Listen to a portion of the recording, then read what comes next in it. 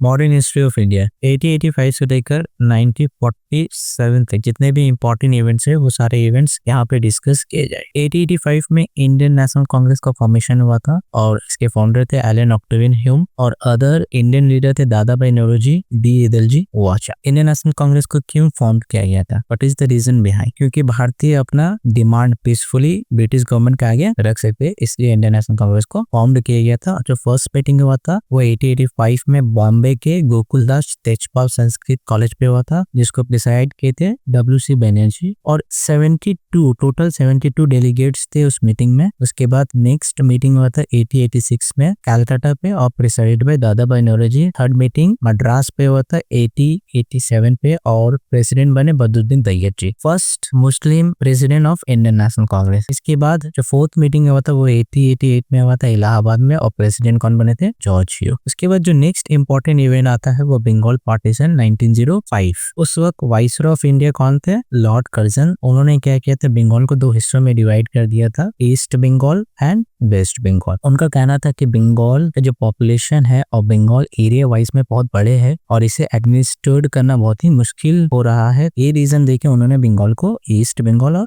Waste Bengal में divide कर दिया। रियल रीजन उनका ये था कि बंगाल को डिवाइड करना है on the basis of religion. आप देखेंगे जो ईस्ट बंगाल प्रेजेंटली ढाका पे है, यहाँ पे मेजोरिटी जो लोग थे वो मुस्लिम थे और वेस्ट बंगाल के मेजोरिटी लोग क्या थे? हिंदू थे। तो उनका मानना था कि हम लोग किसी भी कंट्री में रूल तभी कर सकेंगे अगर उसे हम लोग ये लोगों के बीच में एक डिवीजन ना डाले। तो on the basis of religion उन्होंने बंगाल को दो हिस्सों में डिवाइड कर दिया। इस डिवीजन के कारण जो बहुत सारे जो बंगाल रेवोल्यूशनरी थे उन लोगों को बहुत गुस्सा आया, बहुत नाराज वो दिखाए। तो 1905 उसी डेट में स्वदेशी मूवमेंट को लाया गया सुरेंद्रनाथ बनर्जी के द्वारा। और ये कहाँ पे हुआ था? इसका मीटिंग टाउन हॉल के कलकत्ता पे हुआ था। सुरेंद्रनाथ बनर्जी का कहना था कि हम लोग ब्रिटिश गवर्नमेंट के जितने भी प्रोडक्ट है उसको बाइकआउट करेंगे और हिंदुस्तान के बनाए हुए सामान पर ही इस्तेमाल करेंगे। इसके बाद जो नेक्स्ट इंपॉर्टेंट इवेंट आता है, और हाँ एक इसमें और भी हम बता देंगे, स्वदेशी मूवमेंट को बाद में जाकर महात्मा गांधी जी ने पॉपुलराइज किया था। उसके बाद जो नेक्स्ट इंपॉर्टेंट इवेंट आता है वो 1906 में ऑल इंडिया मुस्लिम लीग को फॉर्म किया जाता है, किसके द्वारा? आगा खान, सलीमुल्लाह खान और बाद में मोहम्मद अली जिन्ना से ज्वाइन करते हैं। और इसका वेन्यू कहाँ रहता है? ढाका में रहता है और हेडक्वार्टर कहाँ बनाते हैं? लखनऊ में बनाते हैं। उस वक्त जो हिंदुस्तान में मुसलमान थे उन लोगों को ऐसा लग रहा था कि इंडियन नेशनल कांग्रेस उनके इंटरेस्ट को इग्नोर कर रहे हैं, तो इसीलिए उन लोगों को ऐसा लगा कि उनके भी एक पॉलिटिकल पार्टी हो जो मुस्लिम की इंटरेस्ट को देखे। उसके बाद नेक्स्ट इंपॉर्टेंट इवेंट है सूरत लीड्स कॉरेकॉन नाम से जानते हैं कांग्रेस डिवीजन, जो कि 1907 इंडियन नेशनल कांग्रेस का सेशन सूरत पे हुआ था, जिसके प्रेसिडेंट कौन थे? रासबिहारी घोष। ये सेशन इसलिए इंपॉर्टेंट है क्योंकि इस सेशन में कांग्रेस दो हिस्से में बटा था, मॉडरेट्स और एक्सट्रीमिस्ट। मॉडरेट्स जो कि नरम दल थे और एक्सट्रीमिस्ट जो कि गरम दल थे। एक्सट्रीमिस्ट के लीडर थे लाला लाजपत राय, बाल गंगाधर तिलक और बिपिन चंद्र पाल, और मॉडरेट्स के लीडर थे गोपाल कृष्ण गोखले। यहाँ पर एक इंपॉर्टेंट क्वेश्चन आता है कि महात्मा गांधी जी किन्हें अपना पॉलिटिकल गुरु मानते थे? वो कौन है? गोपाल कृष्ण गोखले हैं। मॉडरेट्स और एक्सट्रीमिस्ट का जो ऑब्जेक्टिव था वो सेम था, बट अचीव करने का जो तरीका था, जो आइडिया था वो डिफरेंट था। उसके बाद जो नेक्स्ट इंपॉर्टेंट इवेंट है वो मॉर्ले मिंटो रिफॉर्म्स 1909 का। इसका फाउंडर कौन थे? Lord Morley, Lord Minto. क्यों लाया है? क्या? और कम्युनल इलेक्ट्रोड्स। कहने का मतलब है यहाँ पर जिस एरिया पे मेजोरिटी अगर हिंदू है तो वहाँ पे जो कैंडिडेट इलेक्शन के लिए खड़ा होंगे वो हिंदू होंगे और वोटिंग राइट्स भी हिंदुओं के पास होगा। और किसी एरिया पे मेजोरिटी अगर मुस्लिम है तो वहाँ पर जो कैंडिडेट इलेक्शन के लिए खड़ा होंगे वो मुस्लिम होंगे और वोटिंग राइट्स होगा वो मुस्लिमों के। तो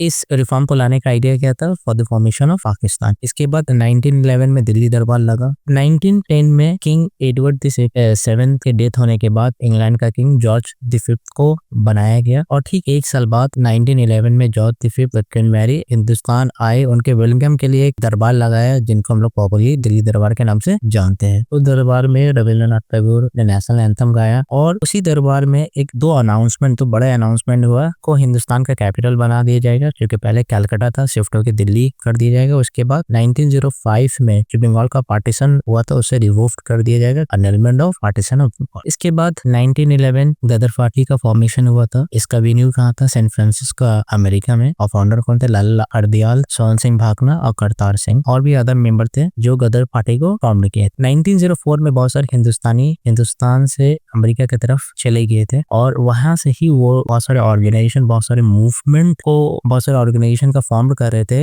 ब्रिटिश के अगेंस्ट। तो उनमें से एक जो मूवमेंट था वो गदर पार्टी था, जो कि अमेरिका में ये फॉर्म हुआ था। उसके बाद जो नेक्स्ट इंपॉर्टेंट इवेंट है वो 1915 है। क्यों 1915 इंपॉर्टेंट इवेंट है? क्योंकि इस वक्त महात्मा गांधी जी जनवरी 9 को हिंदुस्तान वापस आए थे साउथ अफ्रीका से। और महात्मा गांधी जी साउथ अफ्रीका में भी बहुत सारे मूवमेंट कर चुके थे, वो पहले से ही बहुत फेमस थे। साउथ अफ्रीका में कहाँ रहते थे महात्मा गांधी? टॉल्स्टॉय फार्म में। और वहां पर उनके बहुत अच्छे फ्रेंड थे जिनको पोला के नाम से जानते हैं, उनका असली नाम था हरमन कलिंदर। वो हिंदुस्तान आए। उसके बाद जो नेक्स्ट इंपॉर्टेंट डेट है वो 1916। नेक्स्ट इंपॉर्टेंट इवेंट है लखनऊ पैक्ट 1916 का। बंगाल पार्टीशन के बाद मुस्लिम लीडर को ऐसा लगा कि ब्रिटिश गवर्नमेंट उनके इंटरेस्ट के बारे में सोच रहे हैं, तो वो इंडियन नेशनल कांग्रेस से एकदम ही अलग हो गए थे। बट जैसे ही 1911 में अनेलमेंट ऑफ बंगाल पार्टीशन हुआ, तब उन लोगों को जाके एहसास हुआ कि ब्रिटिश गवर्नमेंट उनके साथ कभी है ही नहीं। तो जब इंडियन नेशनल कांग्रेस का सेशन लखनऊ में 1916 में हुआ था, तो उस वक्त उस सेशन में कांग्रेस लीडर के साथ साथ मुस्लिम लीडर भी आए और आइडिया था कि इंडियन